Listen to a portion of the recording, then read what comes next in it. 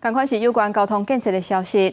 基隆捷运建设的总经费目前是提报1200亿，市长陈国良讲是已经去予中央拒绝，中央要求新北市捷运局按照本地预算甲起起来。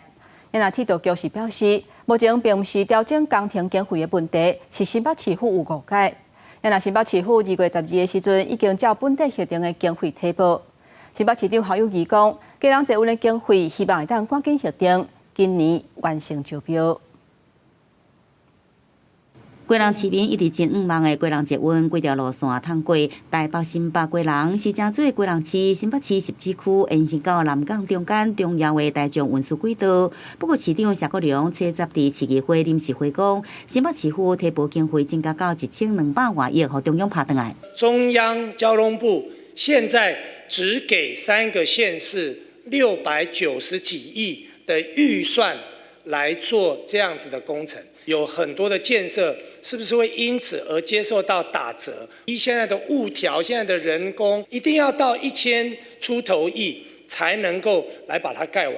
基隆捷运第一阶段路线以八堵站为端点，计划路线全长15.59公里，沿线总共13个车站。基隆捷运综合规划伫2024年1月3日已经得到行政院核定，总经费697亿。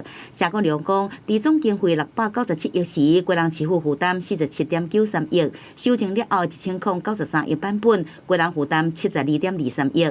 因若1200多亿版本无予中央接受，是不是要增加兴建的年限，也是伫个相关的年限内底？增加关市有成的规模，这是台北、新北甲基隆爱共同来思考的。八堵到基隆端的经费，应该在后续完成一个规划设计与评估的路廊的一个确定之后，才能做出它的一个经费所需嘛。我们再向中央来争取经费，这是一个未来可行的方式。我们从600多亿要调升到1000多亿，这件事情它的调幅内容是什么？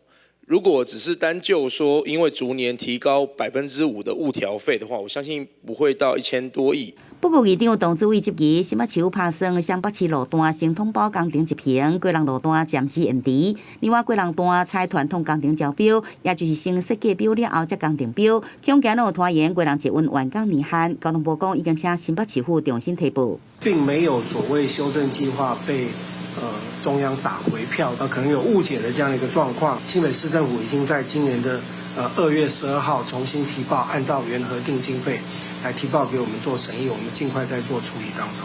现在是在工程会的审议当中，我们最盼望的就是极快把我们工程经费核定以后，我们极快在今年能够招标完成。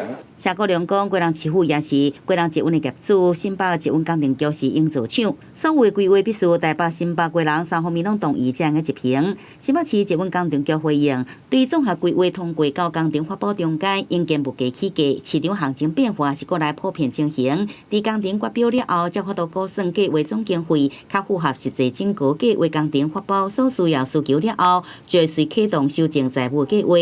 记者综合报道。